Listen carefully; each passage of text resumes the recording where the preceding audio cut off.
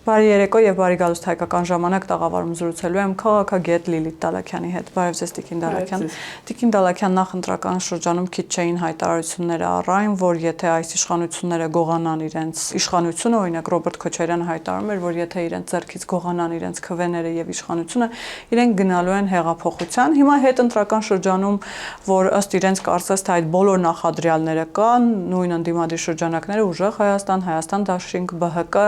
միաբերան պնդում են, որ կեղծարարությամբ է այս իշխանությունը հասել իշխանության, հիմա իրենք փոխանակ հեղափոխությունը կատարեն, իրագործեն, որը խոստացել էին, մեկը մյուսի հետևից շտապում է գնալ Մոսկվա կամ Աստված գիտի ուր։ Սա տարօրինակ է ձեզ, թե այնուամենայնիվ օրինաչափ է, որ ընտրություններից հետո նման զարգացումներ կան, մի կողմից լսում ենք հայտարարություններ, որ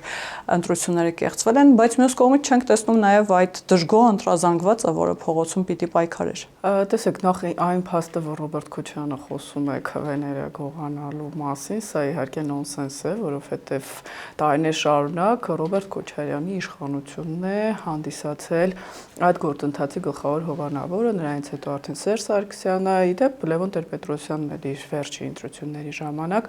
այդ process-ները իրականացրել է։ Իսկ ինչ վերաբերում է փողոցային պայքարին, տեսեք, քանի որ իրենք ինքնուրույն ուրեմն գործիչներ չեն, այսինքն ինքնուրույն չեն որոշում իրենց օրակարգը, փողոց դուրս գալը կախված է, ես վստահ եմ Փաշինյան-Պուտին սպասվող հանդիպումից, ոչ թե Ռոբերտ Քոչարյանի արհեստական Ռուսաստան մեկնելու, թողնել չթողնելու հետ, չեմ կարծում, որ եթե Վլադիմիր Պուտինը ինչ-որ կարևոր բան ունենար փոխանցել ունի Ռոբերտ Քոչարյանին, անհրաժեշտ էր նրա անձամբ ներկայությունը այնտեղ, մանավանդ մի քանի անգամ պարոն Քոչարյանը հեղափոխությունից հետո անարգել գնացել եւ հետ է վերադարձել։ Բա հիմա խնդիրը ո՞րն է ըստ ձեզ։ Խնդիրը այն է, որ դեռ տեղի չի ունեցել Փաշինյան-Պուտին հանդիպումը, այսինքն Ռուսաստանը ակնկալում է, որ գուցե ըստ Ռուսաստանի ընտրություններից հետո Փաշինյանը կմեղմի իր դիրքորոշումը հապկի ԵԱՏՄ-ի հանդեպ։ Իդեպ այնպես չի, որ Հայաստանն ինքն է սկսել առաջին այս առճակատումը, բայց Ռուսաստանը պահանջում է Հայաստանից հենց հիմա կողմնորոշվել, հենց հիմա հրաժարվել կամ ԵՏՄ-ից կամ Եվրամիությունից, բայց ըստ Ռուսաստանի իրենք դեռ ունեն լծակներ Հայաստանի տնտեսության վրա մեծ ազդեցություն ունենալու համար եւ Փաշինյան-Պուտին հանդիպումը լինելու է այն գլխավոր ազդակը, որից հետո մենք կտեսնենք փոփոխություններ կամ փողոցային պայքար կսկսվի, դրան կգումարվեն ռուսական առավել ուժեղ ճնշումները Հայաստանի տնտեսության վրա, գազի գնի հետ կապված գուցե կամ աշխատանքային միգրանտների Ռուսաստանից այսպես հեռացման տեսքով կամ եթե որոշակի ինչ-որ համաձայնությունների գնան Հայաստանի եւ Ռուսաստանի իշխանությունները, կունենանք այսպես խորհրդարան, ինչպես նախկինում։ Բայց մենք տեսնում ենք, որ առնվազն Ռուսաստանի Դաշնության նախագահը լուր է, չի էլ շտապում շնորհավորել Նիկոլ Փաշինյանին, սպասել շնորհավորանքի, չսպասել։ Իմ վստահությամբ դա նույնպես կախված է իրենց հանդիպումից, որովհետև եթե Նիկոլ Փաշինյանը կտրուկ ինչ-որ քայլերի դիմի, չնայած նա միշտ հայտարարում է, որ միշտ էլ Ռուսաստանի հետ հարաբերությունները կարևոր են, մենք որևէ տեղ չենք պատրաստվում գնալ, բայց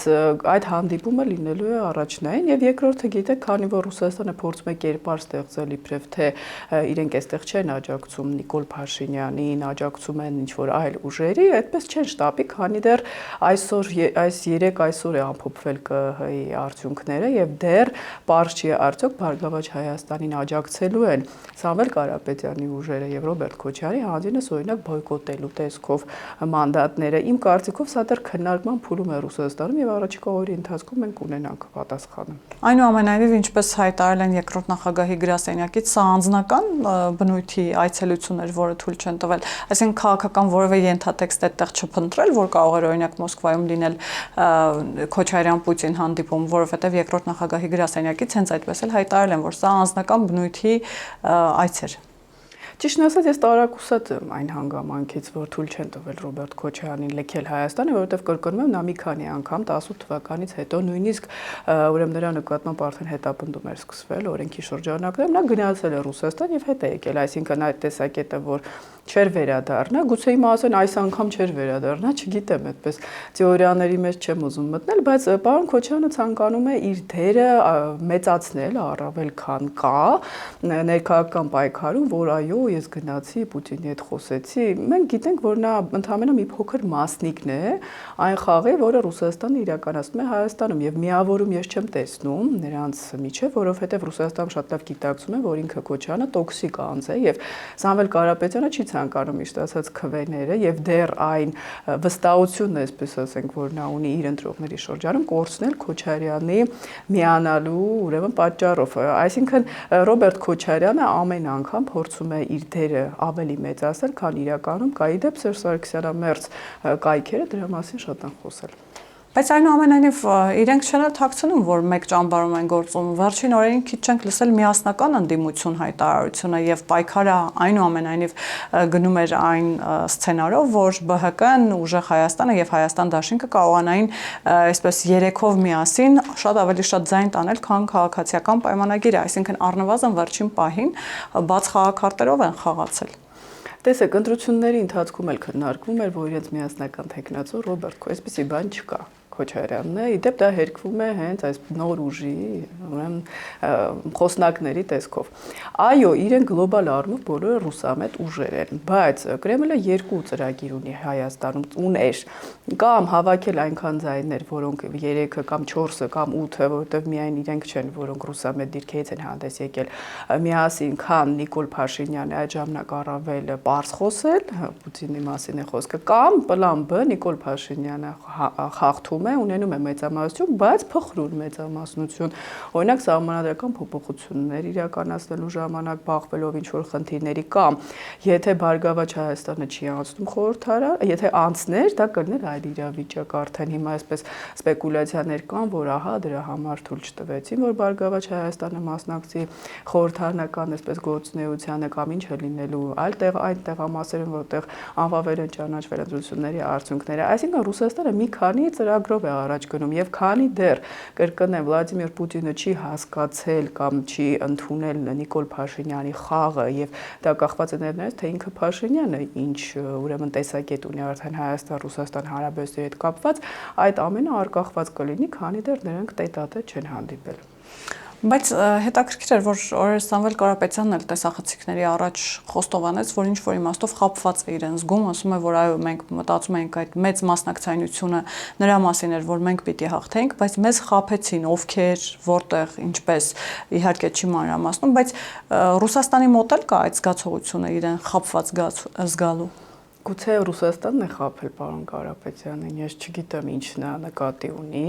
գուցե հույսեր են տվել, ուղարկել են Հայաստան, հետո հույսերը չեն արդարացել, հիմա ինչ է լինելու ինչ ճակատագիր է, նա դա էլ է չէ մտածում, այսինքն արդյոք պարոն Կարապետյանը չի դառնա մանրադրամ Պուտինի հետ ինչ որ առևտրի մեջ, որովհետև որևէ մեկը չի կարող ասել նրա անձի հետ կապված ինչ գործընթացներ տեղի կունենա, նույնը վերաբերում է Ռոբերտ Քոչարյանին, այն որ Սամվել Կարապետյանը իր կամքով չի եկել Հայաստան, այն որ Ռուսաստանում միլիարդատեր լինել է այդպես հանկարծակի չի լինում, ինչպես Ռուբեն Վարդանյանի դեպքում եւ հետագայում դա օգտագործում են, մենք նաեւ որոշ այսպես լուրեր ենք լսել, որ նա խնդիրներ ունի իր բիզնեսը Ռուսաստանում, իդեպ հանրային հեռուստաընկերության եթերից, այսինքն հիմա ինքն էլ մտածում է, թե արդյոք չի դառնա այսպես զոհաբերության ինչ որ անց, զոհաբերման այս գործընթացներում որևէ բան դեռ պարզ չի։ Իդեպ դա կախված է նաև միջազգային զարգացումներից, Իրանում տեղի ունեցող իրադարձություններից, Ուկրաինայում, այսինքն Հայաստանի իշխանությունները հիմա ունեն շատ ավելի մեծ խնդիրներ, քան նախկինում։ Իրենք ստացան քվե, հիմա խոստումները կատարելու ժամանակն է, հիմա թրիփի գործարկման ժամանակն է, որը կախված չի միայն Հայաստանից, հարաքվե իրականացում, անկլավների հարց, խաղաղության համաձայնագիր, տնտեսական ճնշումներ Հայաստանի նկատմամբ, այսինքն նոր է սկսվում ամեն ինչ եւ մենք կտեսնենք թե ինչ զարգացումներ տեղի կունենան։ Ձեր նշած կետերին կանդրադառնանք, բայց եւս մեկ, այսպես ասած, ձեր խոսքից ես ճիշտ հասկացա, որ նկատի ունեք Վլադիմիր Պուտինը պատրաստ կլինի զոհաբերել Սամվել Կարապետյանին, Ռոբերտ Քոչարյանին, եթե դա որոշակիորեն ենթադրի հայ-ռուսական հարաբերություններում Ռուսաստանի դիրքի որոշակի բարելավում։ Գուցե պարոն Քոչարյանը դրամա էլ ուզում է հանդիպել Վլադիմիր Պուտինի հետ։ Ինքը շատ լավ գիտի, որ իր քիմիական կապը Վլադիմիր Պուտինի հետ միակողմանի է։ Վլադիմիր Պուտինը որևէ մեկի հետ չունի ընկերական հարաբերություններ, ինչպես մենք տեսանք դա եւ Յանուկովիչի հետ կապված կապ չունի եւ Ասադի կարող է տեղա դրամադրում, այսինքն մի սենյակ է դրամադրում, բայց դա չի նշանակում, որ նա Ռուսաստանի շահերը ստորադասում է ինչ որ քիմիական կապերին։ Երկրորդ, Վլադիմիր Պուտինը գիտակցում է, որ այս պահին այո, իշխանության է Նիկոլ Փաշինյանը եւ նա ուզի-չուզի այդ տեսակետները, որ չենք ճանաչելու արդյունքները, շատ լավ էլ կճանաչեն, կարող է ուշացումով ճանաչել, բայց այն, որ Ռուսաստանը մտքում ունի դեռ լծակներ, իդեպ արցախահայերի հետ կապված է նաեւ մշտապես այդ մտահոգություն եմ արտահայտել նրանց զգացմունքների վրա խաղալու տեսքով, հույսեր տալու տեսքով, իսկ Հայաստանը փոքր երկիր է, դա ակնհայտ է, բայց այն, որ Ռոբերտ Քոչարյանը միշտ էլ ինքը լավ էլ գիտակցում է, որ կարող է ինչ-որ հաշվարկներում զոհ դառնալ, կրկնեմ, Ռուբեն Վարդանյանի ճակատագիրը ցույց տվեց, որ Ռուսաստանը իր ազդեցության գործակալ չեմ ուզում նշել այսպես մարդկանց, որոնք կողմնակից են Ռուսաստանի հետ առավել սերտ համագործակցության, կարող է ինչ-ինչ դեպքերում զոհաբերել։ Տեսանք, որ նախորդին նաև Գագիկ Զարուքյանը փորձ արեց հեռանալ ուժեղ Հայաստան դաշինքի առաջին համար Նարեկ Կարապետյանը եւ նրանց էլ թույլ չտվեցին։ Ինչ է կարծում, նպատակը ո՞րն է այդպես արագ լքել Հայաստանը։ Միգուցե թեկուզ վերադառնալու նպատակով, բայց այնուամենայնիվ ընտրություններից հետո, որովհետեւ ընտրություններից առաջ կհիշեք իրավիճակը շատ այլ էր։ Օրինակ ուժեղ Հայաստանը խոսում էր, որ իմաստ չունի Նիկոլ Փաշինյանի հետ բանակցել, իրենք արդեն հաղթել են, Սամվել Կարապետյանը նոր վարչապետն է, ԲՀԿ առաջնորդը խոսում էր, որ իր որդին ամսի 7-ից հետո անպայման վերադառնալու է, խոսում էին, թե ինչ է, օրինակ նույն Ռոբերտ Քոչարյանը խոսում էր, թե ինչ վատ ավարտ է ունենալու Նիկոլ Փաշինյանը։ Հիմա անհասկանալի է 3-4 օրվա ընթացքում լրիվ հակառակ սցենար ենք տեսնում։ Տեսեք, ես չեմ կարող ասել, արդյոք իրենք այնքան սխալ իրականության, այլ իրականության մեջ են գտնվել, որ հավատացել են դրան։ Ես ինքս իմ բոլոր կանխատեսումներում նշել եմ, որ Նիկոլ Փաշինյանը այս անձանց հետ մրցակցության դեպքում հաղթելու է։ Դա ակնհայտ է, բայց նշել եմ, որ Ռուսաստանը դեռ իրենք այնպես չի, որ գնալու են չվերադառնան։ Իրենց վրա դեռ կա որոշակի հանձնարարություն։ Իրենք այո պիտի փորձեն ապակայունացնել իրավիճակը Հայաստան։ Դուք որ ասում եք ինչու չեն դուրս գալիս փողոց։ Ժողովրդի այդ հատվածը, որը աջակցում է այս ուժերին, դուրս է գալիս փողոց երկու պատճառներով կամ սեփական գրպանին հարվածելու Ռուսաստանից ինչ որ արտաքսման հետևանքով կամ որևէ դրամական շահագրգռվածության հիմքով։ Դա չի վերաբերում մարդկանց, որոնք դեմ են այս իշխանություններին, բայց չունեն որևէ ներկայացվածություն։ Խոսքը վերաբերում է տարատեսակ ձայնագրություններին, որոնք մենք լսել ենք։ Այսինքն այն փաստը, որ դեռ փողոցը լուռ է եւ դեռ չեն փորձում ապակայունացնել իրավիճակը Հայաստանում, չի նշանակում, որ դա չի արվի։ Իսկ այն, որ փորձում էին հեռանալ, Գագիկ Ծառուկյանը ինքը այն մասշտաբային ֆիգուրը չի, որ նա փորձեր հեռանալ, Պուտինը իրեն ինչ-որ ապաստան տար կամ Լուկաշենկոն էլ չվերադառնալ, ես չեմ կարծում։ Բացի այդ, նա այստեղ ունի հարազատներ, այնպես չի, որ այդպես չեմ կարող ասել իհարկե, բայց այն, որ Քոչարյանը ինքն է փորձում արդեն երևալ որպես զոհ եւ ինչու Հայաստանի իշխանությունները նրան տվեցին այդ խաղաթուղթը, դա այլ հարց է։ Եթե մենք տեսնենք նրա ձերբակալությունը շատ մոտ ապագայում, կարող ենք ասել, որ այո, նա փորձելու էր լքել Հայաստանը եւ չենթարկվել պատասխանատվության։ Իսկ եթե 8 տարի շարունակվող խեղկատակությունը արտահայտության ոլորտում էլի շարունակվի, Նիկոլ Փաշինյանի այն խոստումը, որ ես պետք է մանդատ ստանամ եւ օրենքը հաստատեմ, էլի չկատարվի, ասեն, որ մեղավորը վատ դատավորներն են, սա ցույց կտա արդեն, որ սա առավել վատ սցենարն է, այսինքն խաղ է։ Եվ եթե ամփոփենք ընտրությունների շուրջ այս մեր զրույցը, կարող ենք այսպես եզրահանգել, որ ամենաշահեկան դիրքում հայտնվեց երրորդ նախագահ Սերժ Սարգսյանը իր քաղաքական հոտառության կամ շախմատային, այսպես ասած, դրամաբանության հաշվարկների միջոցով, թե այնուամենայնիվ դուք այլ տեսակետ ունեք։ Մենք բազմաթիվ անգամ ձեզ հետ քննարկել ենք եւ ես նշել եմ, որ նա չի մասնակցելու ընտրություններին եւ հիմա սկսելու է իդեպ թիրախավորել ընդդիմությանը, որ ինչու եք վերցնում մանդատները, իդեպ իրեն շրջապատող անձինք դրա մասին խոսում են, կռելու էիք, հաղթելու էիք, հիմա առավել ակնհայտ, որովհետեւ էլ թաքցնելու ոչինչ չունեն Քոչարյանը ըստ էության փոշմանել է, որ նրան նշանակել է իր խոսքից այդպես հասկացավ իր իրավահաջորդ, այսինքն Սերժ Սարգսյանը կորցնելու ոչինչ չունի։ Բայց պարոն Սարգսյանը նաեւ դժբախտ խախտ է ինչ որ առումով, որովհետև իհարկե նա այսպես շախմատ կարողանում է խաղալ թաքուն թաքստոցից, բայց քանի որ չունի ժողովրդի վստահություն, չունի քվետո մասնակցեր ինչքան ձայն հավաքեր, ավելի քիչ նույնիսկ կարծում քան Բարգավաճ Հայաստանը, այսինքն նախ պատճառը չմասնակցելու այն չի, որ նա ինչ որ այդպես 100% ձայն կստանար, ուղղակի չի մասնակցել, այլ դա իհարկե ցույց է տալիս իրեն հաճելի սոուսով, որ ես չեմ մասնակցում Փաշինյանի ընտրություններին, բայց իմանալով նաև որ մասնակցությունը դա ուղղակի խայտառակություն կլներ հանրապետական կուսակցության համար, նա փորձում է այսպես մեկ գնդակով երկու նապաստակ ձեռք բերել։ Եվ վերջի շրջանում նախընտրական շրջանում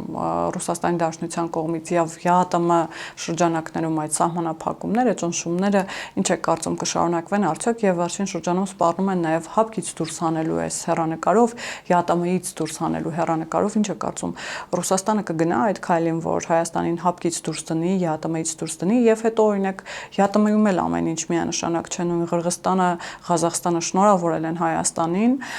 Նիկոլ Փաշինյանին հաղթանակի կապակցությամբ, ԱՊՀ դիտորդները որևէ խախտում չեն արձանագրել, միայն կարծես թե ռուսական կողմն է, որ խնդիրներ է տեսնում ընտրախախտումների հետ կապված եւ չի ուզում այդպես էլ հաշտ չէ այս իրականության հետ։ Տեսեք, նույն Նիկոլ Փաշինյանը, երբ իրեն հարցրեցին Վլադիմիր Պուտինի շնորհավորանքի հետ կապված, ասաց չի շնորհավորել, կշնորհավորի։ Այսինքն դրանից ինչ որ տրագեդիա չսարքեց եւ գուցե երևի վստահ է որ կշնորհավորի։ Ինչ վերաբերում է ԵԱՏՄ-ից դուրս ողնելուն, ես Deutsche Welle-ում շատ հետաքրքիր վերլուծություն էի կարդում, որ Հայաստանը մեծ կախվածություն ունի ռուսական տնտեսությունից եւ այնպես չի որ այո, հիմա մենք տեսնում ենք որոշակի դեպի եվրոպական շուկաներ արտահանում, բայց նախ զարմանալի ինչու են հիմա արտահանում։ Այսինքն մենք բազմաթիվ անգամ փորձագետները զգուշացնում էին, որ Ռուսաստանը խնդիրներ է ստեղծելու Հայաստանի համար, իդեպ դեռ այնքան լուրջ չի ստեղծել, որ կարող է, ինչքան կարող է, ինչու է հիմա պետք ընտրություններից 1 ժամ հետո ինչ որ շուկաների մասին խոսել։ Սա մեկ, երկրորդ հիմնականը դա միգրանտների հետ կապված ես կարծում եմ հարցն է։ Երկրորդը ուրեմն Արցախահայերին ես այստեղ նորից եմ ցանկանում շեշտել, այսինքն ԵԱՏՄ-ում դեռ ունեն լծակներ, գումարած այստեղ երկաթուղու խնդիրն է մնում, գիտեք, մենք TRIP-ից խոսեցինք։ Հայաստանի իշխանությունները նշում են, որ TRIP-ը կառավարվելու է հենց TRIP անվանումը կրող ուրեմն կոմերցիոն, այսպես մարմնի կողմից, բայց Նիկոլ Փաշինյանը նշել է, որ դա հանդիսանալու է հայկական երկաթուղիների անբաժանելի մասը, այսինքն այստեղ ես հակասություն եմ տեսնում։ Սա կապ ունենալու է հարավկովկասյան երկաթուղիների հետ, թե չէ ռուսական կողմը միշտ նշում է, որ չի կարող անմասն դա մնալ հարավկովկասյան երկաթուղիներից, ինչ է լինելու երկաթուղու պատկանելիության հարցը։ Այսինքն Ռուսաստանում ունեն լծակներ, ունեն օպցիաներ եւ դեռ մտածում են դրա շուրջ եւ Նիկոլ Փաշինյանը դրա համար փորձում է կտրուկ քայլեր թույլ չտալ, տեսեք ինքը դուրս չի գալիս ԵՏՄ-ից, ասում է մենք դեռ Եվրամիություն չենք գնում, հապկից դուրս չի գալիս, դա ցանկանում է որպեսզի ռուսական կողմը ինքը առաջինը այդպիսի քայլեր անի Հայաստանից կտրվելու նպատակով։ Բայց կարծես թե ռուսական կողմը անում է այդ քայլերը։ Չի անի Ռուսաստանը մինչև վերջ, որովհետև նախ դա կլինի հեղինակային մեծ կորուստ հեղինակությամբ, որ չկարողացան նույնիսկ 6 անդամ ունենալ հապկում կամ 7 կամ ԵԱՏՄ-ում, նույնիսկ մարդիկ չգիտեն էլ քանի անդամ է, այսինքն այդ բուտաֆորիա կազմակերպությունները ըստ էության կհեղինակազրկվեն։ Բացի այդ Ռուսաստանը այսօր այնքան տոքսիկ է, որ Նիկոլ Փաշինյանը իդեպ խելամիտ կերպով խաղում է այդ ամենի վրա, որ նույնիսկ մեկ անգամ Վլադիմիր Պուտինին հակաճառելը նրան բերում է մեծ դիվիդենդներ արևմուտքում, դա չէ որ նա արևմտամետ է, բայց այսօր Ռուսաստանը այն իրավիճակում չի, որ բարձրաձայն Հայաստանի հետ գնա ինչ-որ կոնֆրոնտացիայի, բայց այն, որ ներողություն կփորձեն հարամել հայ ժողովրդի կյանքը, ես դրանով վստահ եմ։ Հերթական հայտարարությունը արևմուտքից իդեպ Մարտակոսն է հայտարարել, որ ԵՄ-ն ֆինանսական օգնություն կտրամադրի Հայաստանին, որպեսզի Հայաստանի համար հեշտացնի առևտուրը ինչպես Եվրամիության, այնպես էլ հարևան այլ երկրների հետ։ Մարտակոսը նաև հայտարարել է, որ այդ իմաստով հուլիսին գալու է Հայաստան, Երևանում է լինելու եւ քննարկելու է նաև այլ հարցեր։ Ինչը կարծում, սա կարող է նոր հեռանկարներ բացել Հայաստանում, հատկապես տնտեսական դիվերսիֆիկացիայի համատեքստում, նկատի ունեմ այս սահմանափակումները, ճնշումները ԵԱՏՄ շրջանակներում Ռուսաստանից եկող ճնշումները, այս անգամ էլ ինչպես մենք տեսանք հապկի անգործության պարագայում այդ զենքի շուկայի ընդլայնումը եւ տարբեր երկրներից, այսպես ասած, զենքի ձեռքբերումը, հիմա նույնը կարող է տնտեսության պարագայում տեղի ունենալ, թե այստեղ հարցը շատ ավելի զգայուն է։ Տեսեք, Կայա Կալասը նույնպես արտաքին հարցով հանձնակատարը նշեց, որ Հայաստանին պետք է ձեռք մեկնել։ Ինչու, որովհետև իրենք ունեն Վրաստանի դառը փորձը։ իրենց թվում էր, որ ստորագրով ինչ որ համաձայնագրել Վրաստանի հետ, այդպես շատ խաղաղ ամեն ինչ կգնա առաջ եւ ինչ Ռուսաստանը ավելի ակտիվ եղավ ճնշումներով եւ ոչ միայն եւ այսպես գործընթացը կանգ առավ, հիմա հակառակ process-ն է տեղի ունենում։ Եվրոպան չպիտի կատարի նույն սխալը եւ Հայաստանին չպիտի թողնի եւ դա պիտի արագ տեղի ունենա, ինչպես Մոլդովայում, եթե տարիներով օրինակ Փաշինյանը 20 տարվա մասին էր խոսում եւ խոսքը միայն անդամության մասին չի, նույնիսկ տեխնացուի կարգավիճակ, որոշակի հեշտացումներ տնտեսվարողների այո համար դա պիտի լինի եւ դրա մասին առավել կարող են խոսել, ես ինքս տեղյակ չեմ Եվրոպայի հետ մեր համապարփակ գործընկերությամբ զբաղվող քաղաքահասարակության անդամները առավել հաշվետվողականություն դրսևորեն, իդեպ լայն հասարակության համար ինչ որ բրոշյուրների մասին չի խոսքը, հասկանալու համար ամեն ոլորտում սա շատ կարևոր հարց է, ինչ իրավիճակ է, ինչ անելիքներ կան, որտեղ Եվրամիությունը կփորձի մեզ ձեռք մեկնել, հեշտացնել, սա լուրջ խնդիր է եւ Հայաստանը հիմա կանգնած է լուրջ վտանգների առաջ, մենք չպիտի միայնակ մնանք ագրեսիվ արնածոր եւ հնարավոր է աշնանը Ուկրաինայում հրադադարի գնացող եւ այլ տարածաշրջաններում ձեռքերը ազատող Ռուսաստանին։ Կարծում եք այդ սցենարը հավանական է, որ աշնանը արդեն հրադադար կտեսնենք նաեւ Ռուսաստանի եւ Ուկրաինայի միջև։ Այն որ բիզնեսմեն Ռոման Աբրամովիչը մեկնեց Կիև, դրանից հետո Զելենսկին նամակ հղեց Պուտինին, Պուտինը ըստ էության չհերքեց, որ այո, բանակցություն տեղի ունեցել, չնայած ինքը ասում է, որ դա Աբրամովիչի նախաձեռնություն է, բայց մենք գիտենք հենց այնպես որևէ ռուս բիզնեսմեն չի հայտնվում Կիևում։ Տեսեք որն է խնդիրը, Ռուսաստանը դեռ հույս ունի ամառային հարձակման ժամանակ ինչ որ տարածքներ գրավել, բայց որքանով ուրեմն միջազգային հեղինակավոր կազմակերպությունները ռազմական նշում են, այդպիսի սցենարը քիչ հավանական է։ Մյուս կողմից Ուկրաինան շարունակում է մեծ վնասներ հասցնել ԱԹՍ-ներով նավթավերամշակման գործարաններին, ամբողջ ռուսական բյուջեն ըստ էության մեծ դեֆիցիտներ է կրում, օրինակ այս տարվա արդեն հիմա դեֆիցիտը գերազանցում է ամբողջ տարվա սպասվող դեֆիցիտը ռուսական բյուջեում։ Եթե դա շարունակվի, եթե Ղրիմում իրավիճակը սրվի, եթե Ղրիմը ենթարկվի շրջափակման եւ այնտեղ լինեն լուրջ խնդիրներ, Ռուսաստանը այսպես կմտածի, լավ, հրադադար հաստատեմ, իմ ներսում երկրի ժողովրդի ասեմ, որ ես մեկը հաղթելու եմ, գիտեք, այդ հեքիաթները միջուկային զենք օգտագործեմ, բայց բանակցում եմ։ Դա ի դեպ նվեր կլինի նաև ԱՄՆ նախագահի համար միջանկյալ ընտրությունների ընթացքում։ Մյուս կողմից ժամանակ շահեմ այլ երկրներում, օրինակ Միջին Ասիայում, Ղազախստանում, Հարավային Կովկասում, Մոլդովայում իմ դիրքերը Գագաուզիայի խնդրի հետ կապված ամրապնդելու նպատակով, բայց դա չի նշանակում, որ պատերազմը կավարտվի։ Ուկրաինան ինքն էլ կհամաձայնի, որտեղ Ուկրաինան ինքը ունի մարդուժի խնդիր եւ հանգստության, այսպես ասած, լռության կարիք։ Այսինքն հիմա ասելով աշնան վերջում, առավել քան երբևէ, չեմ կարող ասել կլինի թե ոչ, բայց բոլոր ուրեմն հետազոտությունների արդյունքները ցույց են տալիս, որ դա ձեռնտու կլինի ռուսական իշխանություններին։ Իսկ Դոնալդ Թրամփի համար կարող է նվեր դառնալ նաև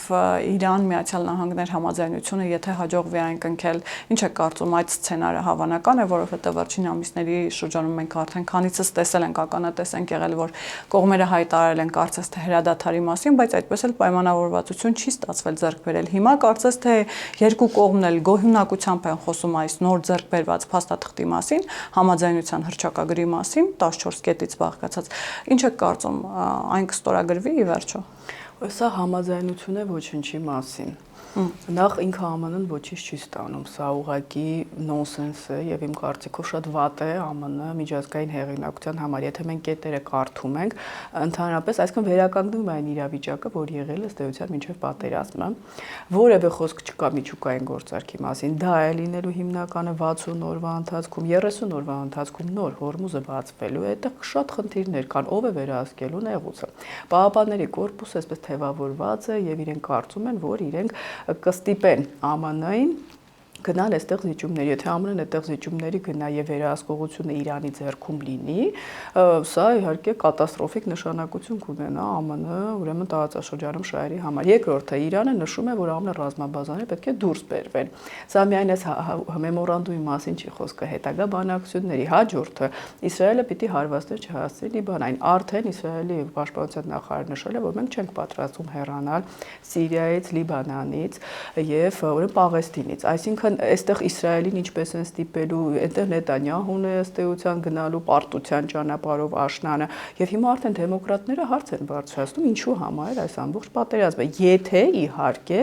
60 օր լինի լռություն։ Իսկ կարող է չլինի, այսինքն գուցե Իրանում եւ Չինաստանը, Ռուսաստանը կհուշեն։ Մտածեն, այնպես անենք հեղինակազրկենք նախագահ Տրամփին, այո, համաձայնությունը ստորագրենք եւ հանկարծ կրակոց լինի, ասենք Իսրայելն է մեղավոր, նորից սկսվի ամեն ինչ եւ դա լինի ընտրություններից, ասենք 1 շաբաթ առաջ։ Այսինքն որևէ մեկը չի կարող ասել ինչ կլինի, բայց այն որ ԱՄՆ-ն սխալվեց եւ Միացյալ Նահանգները բոլոր հնարավորությունները ունեին հասնել Իրանում իրենց նպատակներին, ցույց են տալիս այս համաձայնությունները, որ միջուկային գործարքը ըստ էության 15 թվականին հենց Տրամփը հանեց ԱՄՆ-ն միջուկային գործարքից, իսկ հիմա ավելի վատ միջուկային գործարք կարող է տեղ ունենալ։ Սա մեծ խաղաթուղթ է տալու դեմոկրատներին եւ իմ կարծիքով նրանք ներկայացուցիչների պալատը արդեն վերցրել են, այստեղ հարցը մնում է ողջ կոնգրեսը, այսինքն սենատը, իսկ եթե այդպես լինի, դա նախագահ Տրամփի համար ինչը ցավալի է, նաև Հայաստանի Հանրապետության շահերի տեսանկյունից լինելու է կործանարար։ Այսինքն ինչ որ կերպ ես ճիշտ հասկացա ձեր խոսքից, որ Չինաստանը եւ Ռուսաստանը նույնպես միջամտելու են Իրան Միացյալ Նահանգներ բանակցություններին, որպեսզի դա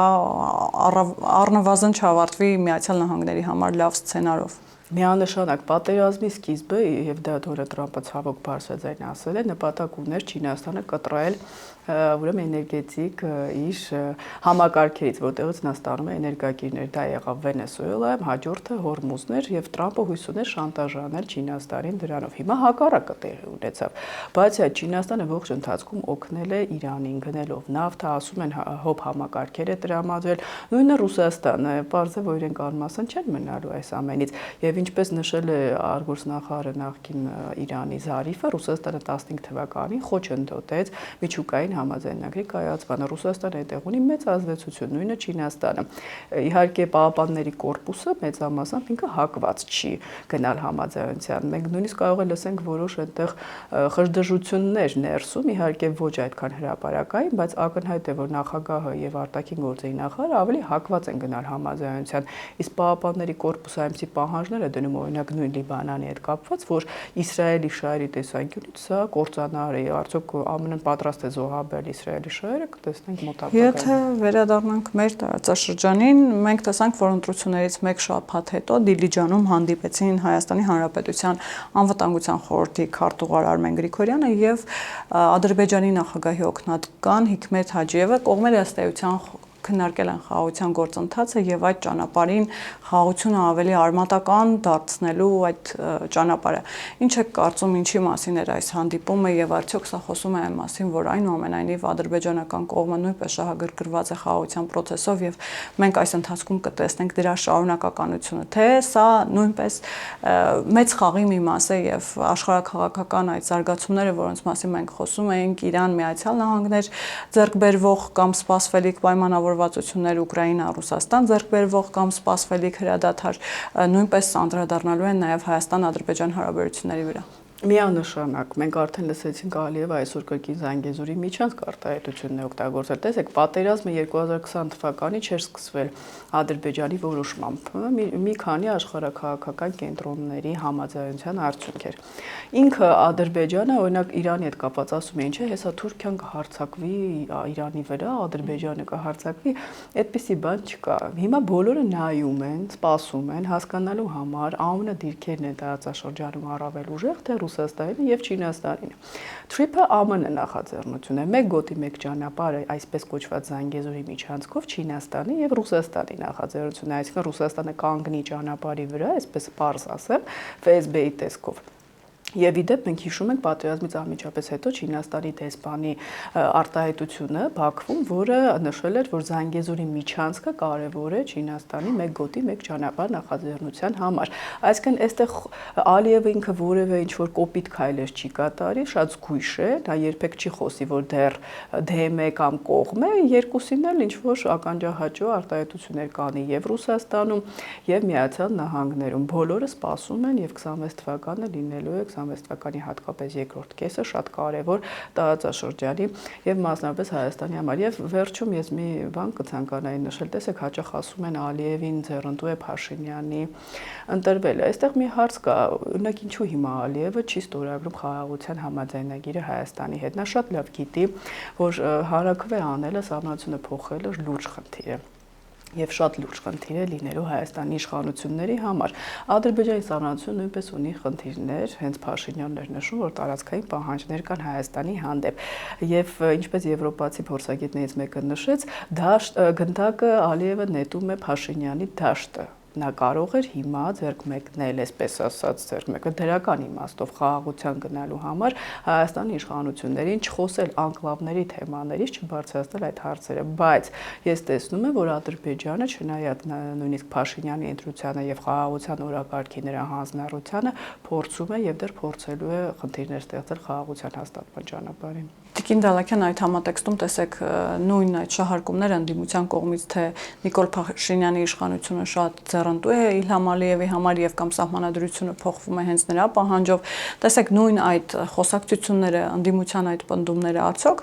ական չեն ստեղծում, որպեսզի հանրաքվեն չկայանա կամ կայանալու դեպքում էլ առնվազն ժողովուրդը այն բոյկոտի եւ գնա եւ ոչ ասի այդ հանրաքվեին։ Սա նույնպես խնդիր չի, որովհետեւ մենք գիտենք, թե վերջին շրջանում ինչ մեծ եռանդով է նույն ընդդիմությունը պնդում, որ նախ հիմա իհարկե տոնում են, նշում են, որ սահմանադրական մեծամասնությունը այնուամենայնիվ քաղաքացիական պայմանագիրը չստացավ, բայց եթե ինչ-որ մեխանիզմներ գտնի եւ այնուամենայնիվ կարողանա գնալ հանրաքվեի ճանապարհով, ինչ է կարծում կայանալու է, ստացվելու է, որովհետեւ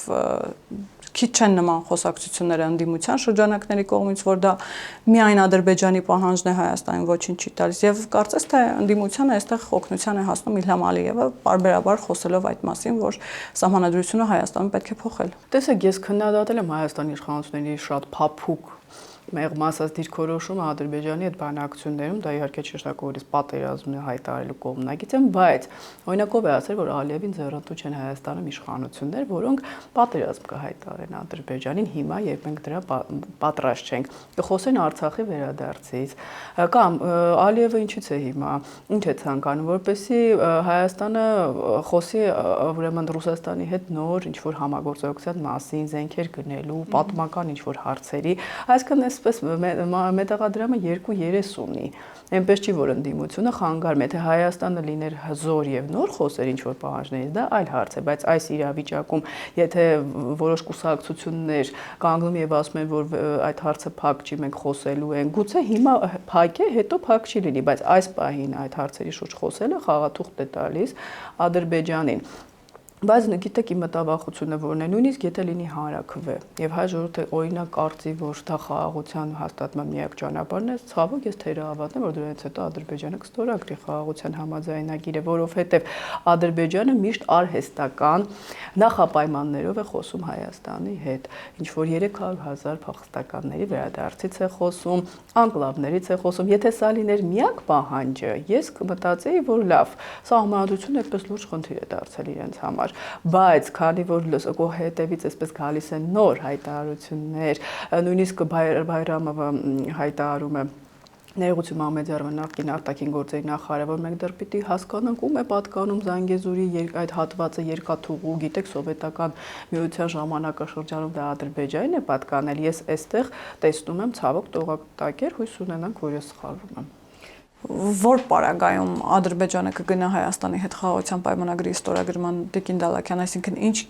որևէ գին պետք է իրեն առաջարկել այդ իմաստով։ Նկատի ունեմ, երբ նախաստորագրվեց խաղաղության պայմանագիրը, մենք տեսանք, որ համաձայնագրեր, հուշագրեր ստորագրվեցին Միացյալ Նահանգների եւ Ադրբեջանի հետ։ Այս դեպքում ինչ կարող է պահանջել Ադրբեջանը։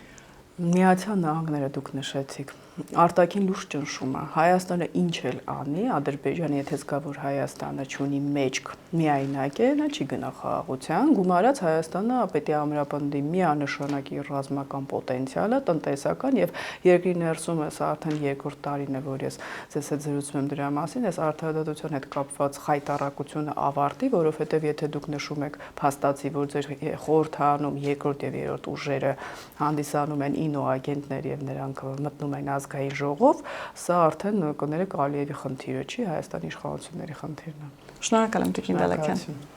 Հիշեցնեմ, որ զրուցակիցս քաղաքագետ Լիլիթ Դալաքյանն էր, կհանդիպենք։